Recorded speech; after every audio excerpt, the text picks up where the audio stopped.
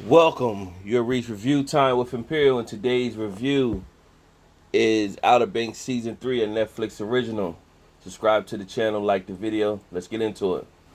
So, Outer Banks has its own fan base of a lot of people might even say, what the heck is Outer Banks? You would have to be, when it first launched a few years ago, have to be into it and then follow it up until now. So we're in Season 3 now.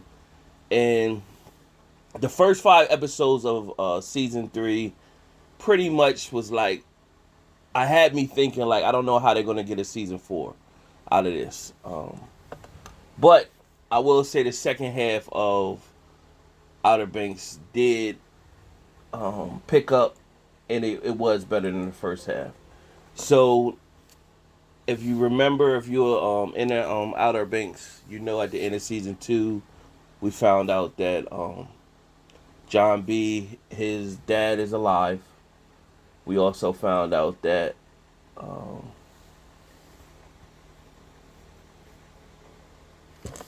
the cross was moved or picked up back out of the ocean from Chase, which is Sarah's brother.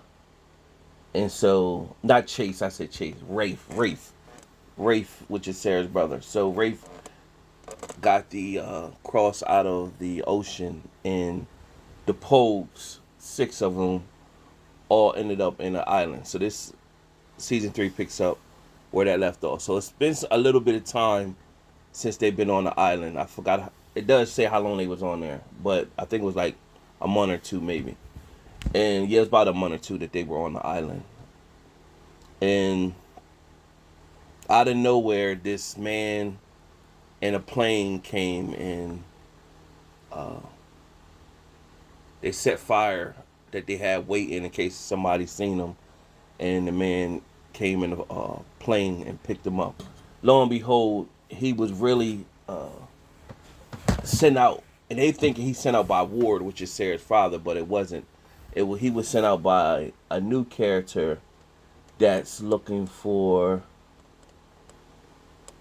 El Dorado, the city of the gold, and so his name is Carlos Singh, which is a major player in the island Barbados where they were taken to. Now, what I think would have been beneficial to the island if they did more of their lifestyle on the island, because that was probably it just showed them on the island probably like 10-15 minutes, and the guide appeared. And if they would have maybe did an episode or two like them on the island, would probably would have fared more. But nevertheless, they went right into it. I guess they wanted to jump right into it. Just looked at them being at the island as a minor. But too many things that was happening was coincidental. When uh, they took, they instantly found out that the dude that was took them in a plane, that um, he wasn't who he said he was, and it wasn't just coincidental that he was flying by. So when the plane crashed on a Barbados island, they were all separated. They were all separated. They were separated. Kiera got captured, and he already knew who she was. He meaning Carlos Singh, when they took her to his reservation rather, and the rest of the Pogues were left to figure out where she was. So it's a lot of adventures, but what's coincidental is Big John, which is Jon B's dad, is on the same island. So it was too many coincidences, and then Rafe ended up trying to sell the cross, and he came to the same island. So too many coincidences, and the chances that the Carlos Singh guy was connecting the dots and bringing everybody together in the process. So uh, that part, I guess, in the first 5 episodes was like, come on, man, too many coincidences. So of course, with the Pogues, they got so many different adventures. They're teenagers, anywhere from the age of 17 and 19. A lot of them still in school, and they're going against grown people, standing together, and surviving. So that's the story, like their family union that they built with one another, and standing firm, going against adults, and they still got their own teenage lives that they live in.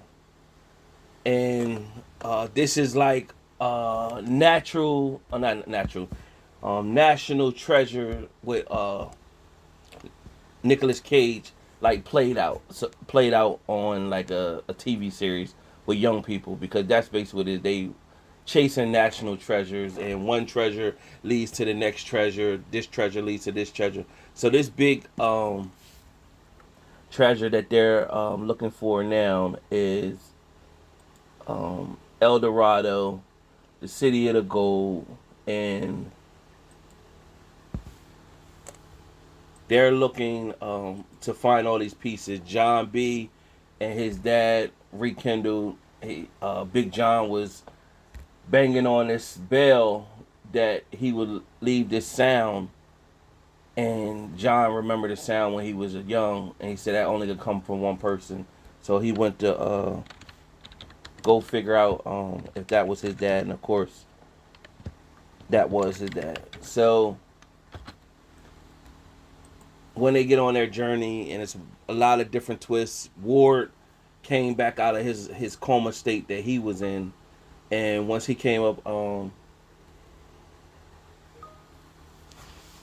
of his coma state, Rafe let him know, look, man, I got this cross. It was mine. I don't want to got it, and I want to do what I want to do. I want to be my own man. Now, and of course, the world back at their hometown thinks that Ward is dead, and he had admitted to a murder. So his name is dirt back at there where they from in the Carolinas. And so Rafe wants to take over and be the man. Now, you see in this series, Rafe is stepping up as a real threat. Like, he's whooping tail, beating dudes down. His love for his dad is shown strong on here, because it was a moment where he felt as though he wanted to kill his dad, and then he changed his mind. Then it was a moment where he set a hit on his dad, and he reneged on the hit, and he had to go and stop the hit and kill the hitman. So you had that going on, and the Carlos Zing, they kept jerking him, and finally he was killing off the people that knew how to get to the El Dorado, the city of the gold. And when you it's basically the secret of Noman. And the Pogues and the Kooks, it also shows the ongoing feud in the town. The Pogues are like the lesser privileged people, and then the Kooks are the ones who got money and living a different lifestyle. So it shows the constant feud within the town with that. So what it comes down to, eventually, the Pogues, the six of them, finally get to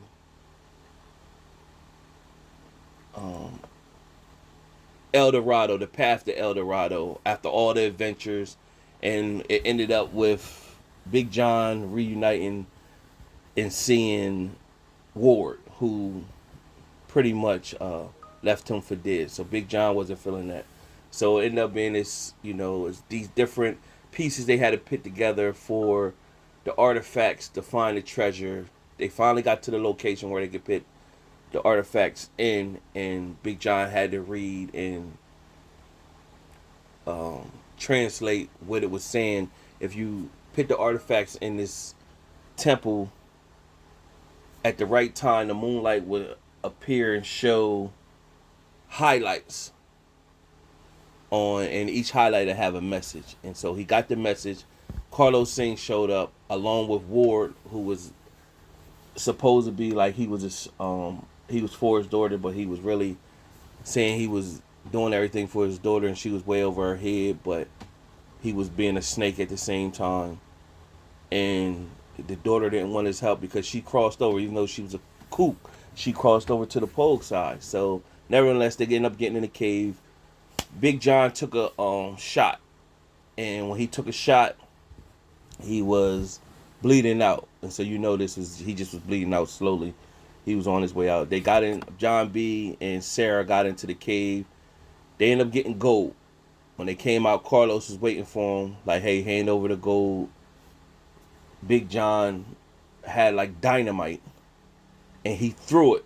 So Carlos had to run and go to try to grab the dynamite, to try to put the dynamite out. Meanwhile, Jon B and Big John and Sarah made their way out of the cave. The cave blew up. It shows Carlos get to the dynamite, and then the cave blew up. So, on this channel, we say if we didn't see a real live death, we don't really know if it took place or not. So the twist could be it could show Carlos grab the dynamite. It did show him grab the dynamite, and then it just blew. But it makes it look like as soon as he grabbed it, it blew right at that moment. But we don't really know the timing. It could show a clip where it shows Carlos grab the dynamite and then toss it, and it blew somewhere else. Meanwhile, it made him still alive. He could get in and get the gold. Now, he still want revenge on Jon B and them. Big John, they end up making out. Ward shows back up, which is Sarah's dad. Shows back up. He's pointing a gun at them. Basically at Jon B, like, I lost everything, even my daughter to you. Like, this can't happen. So the daughter, like, no. She jumps in front of her dad and said, I know you. You're not going to shoot. And so she put the gun to her, grabbed his gun and put it to her. Well, shoot me then. So he didn't shoot her. But then one of Singh's men, henchmen, came and basically had his gun pointed at everybody. All the Pogues was there. They had their machetes and stuff like that. And he had Singh's man had his gun pointed like, basically, I'm going to kill all of y'all one by one. So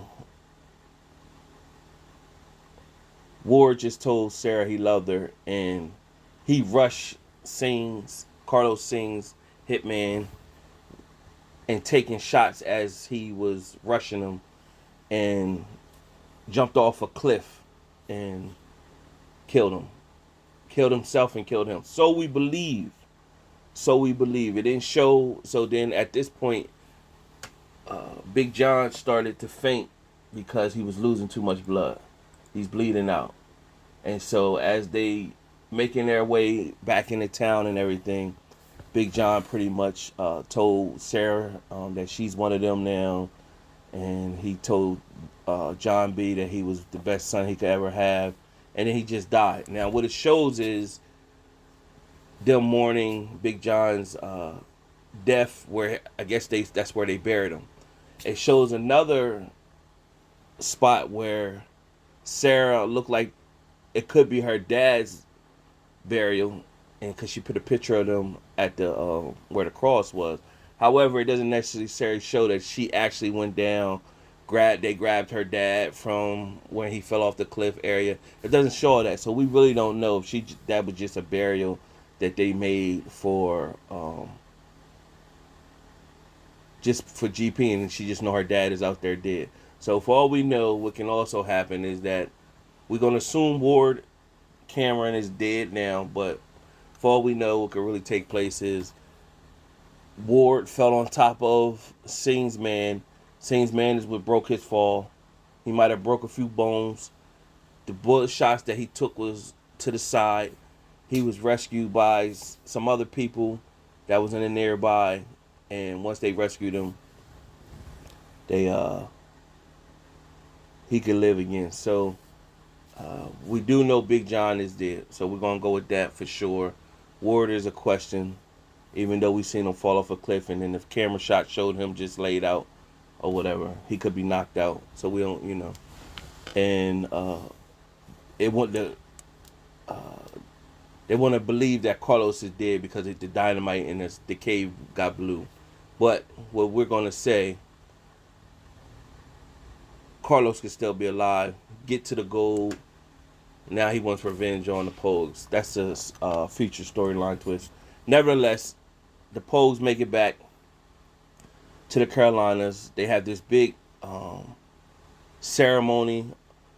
Hopefully you assume that these kids was bright enough to take, they did have a bag full of gold, that they was smart enough to take the gold and sell it to set their lives off for good. But I guarantee you when season 4 come out, it's not gonna come out like that. It's gonna say that they took enough to do a little bit, but they still didn't set themselves off, and they should have. Like, that's the storyline that that's kind of stupid or whatever. So nevertheless, when it shows that they brought these artifacts, these gold pieces back. They was telling the full story. Pope, his family had some lineage to the whole treasure thing and everything, so they got their recognition, and it's showing us 18 months later from the situation. So while they having this ceremony, it doesn't. You hear Jon B. He opened a surf shop. Him and Sarah opened a surf shop. We know Rafe, he had melted. I didn't mention this earlier in the review or the recap. Rafe had melted down a cross, and he turned it down into like blocks of gold, and he was selling it. So Rafe is now going to be the man, Rafe Cameron, in the Carolinas. So his storyline is not going to end. Meanwhile, you had I think it showed what's his name? What's Jon B's best friend name? The one that's real close to him. JJ? I think his name, yeah, JJ. It showed him said he finally got his own boat. So it's like minimal things that they like got, but hopefully when season 4 comes about, it's not showing them still living these ran down houses and stuff like that. Cause why go through all that with the treasure and then they still struggling like they've been doing all this time? The whole point of them, besides building camaraderie with each other and having each other's back and building a family union, is also to upgrade their living circumstances because they've been struggling and poor majority of their lives. So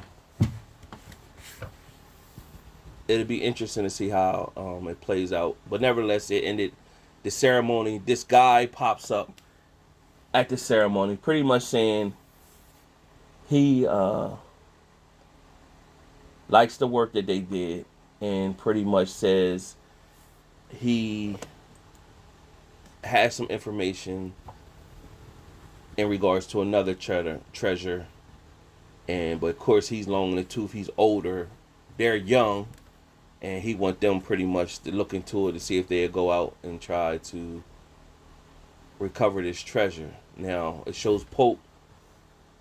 He goes and grabs it and start looking at the information that the guy had, and then he hands it over to Jon B. Jon B. has a smirk like